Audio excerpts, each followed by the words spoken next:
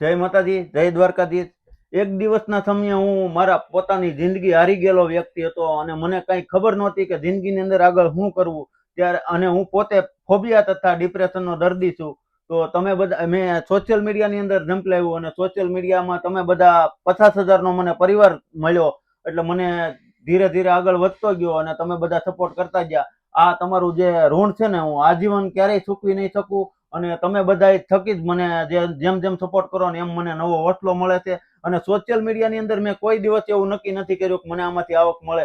જે પણ આવક કદાચ સોશિયલ મીડિયામાંથી મળશે એ બધી મૂંગા પ્રાણી તથા બાળકો માટે વાપરીશ. અને મારે જે કાબેલિયત અને નોકરી આપી છે એમાંથી મને જે ભગવાન આપશે એમાંથી હું મારા પરિવારનું ગુજરાન ચલાવીશ. અને એમાંથી પણ કૂતરા તથા બાળકો માટે ભાગ કાઢતો રહીશ. અને તમે બધા જે મને સપોર્ટ કર્યો છે ને એ હું કોઈ દિવસ નહીં ભૂલી શકું. કારણ કે જિંદગીના હારેલા માણસને જયારે સપોર્ટ મળે ને, ત્યારે આ જે નવજીવન હું તમારા સામે જીવી રહ્યો છું ને, એ તમારા બધાના સપોર્ટના કારણે જ જીવી રહ્યો છું. તો તમે બધા આવી જ રીતે સપોર્ટ કરતા રહેજો. અને 50K ફોલોવર્સ મારા થયા છે અને ફોલોવર્સ નહીં, મારા પરિવારના સદસ્યો માનું છું.